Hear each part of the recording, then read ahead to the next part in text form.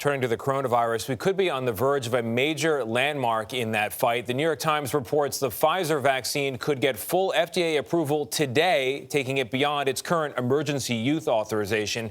And it comes as the U.S. is consistently topping 100,000 new COVID cases every day. That's for the first time since January. We're joined now by Dr. Ashish Jha, Dean of Brown University School of Public Health. Dr. Jha, good morning.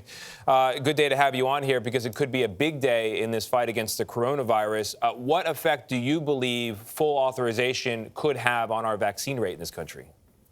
Yeah, good morning, and thanks for having me here. I think this is really good news if it comes through. And I actually think it's going to end up making a pretty big difference. I mean, for some people, the emergency use has been a barrier to getting vaccinated. And for a lot of companies and businesses and schools, they have been waiting for this full approval before mandating vaccines. So I think it's going to set off a whole new wave of vaccinations, which I think will be very helpful given where we are as a country. Do you think that increase in the vaccination rate will happen naturally as people see this full authorization, or does something more need to be done from a public health point of view to bring people on board?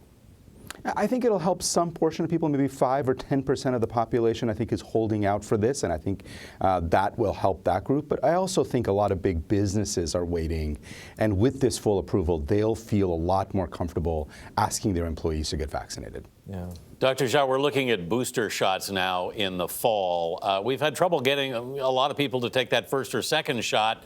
What do you think we need to do to get people to take booster shots? Yeah, so look, booster shots are going to be necessary for some people. I don't think every American is going to need it, but certainly high-risk people, immunocompromised, older people, people with chronic diseases. I think those folks are going to be up for it, and I think they're going to get the boosters because they know it's going to offer that extra level of protection. I don't think this should dissuade anybody from getting vaccinated, given where we are right now as a country with more than 100,000 infections. This is not a good time to be unvaccinated, so I hope people get started. Dr. Jha, are you among those who think the call for a booster shot is premature at this point? Is that what you're saying? That for most people, I mean? I don't. Look, the data is emerging on this, and so we've got to continue to follow what the data is. And the data from Israel, for instance, is really compelling that after about 6 months, after your second shot, the immunity starts waning a little bit. And therefore, I think the administration made the right call, certainly for high-risk people. I want to see a little more data on average people with normal kind of risk profile. I'm not convinced yet that they need a booster. They might. We want to see where the data goes. Yeah, because people are saying, how do we know getting a third shot is safe? A lot of people are worried and wondering about that, but I'm paying attention to you. Listen, the FDA has issued a warning because some people are now taking a livestock dewormer. It's a veterinarian medicine. I love the FDA issuing a warning this morning that says this: you're not a horse, you're not a cow, stop it. Could you weigh in on this, just the fact that people even think that this is a viable option?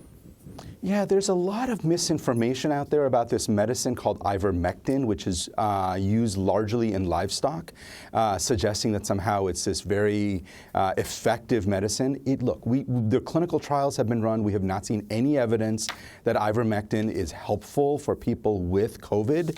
If that evidence emerges, the FDA and all of us will call for people to use it. But right now, people going to livestock shows and veterinarians and getting this medicine is very, very dangerous. All right, Dr. Jha, and to all the cows and horses out there, of course, we do wish them a speedy recovery. Yes, you're not a horse or a cow. No. Dr. Jha, thank you very much.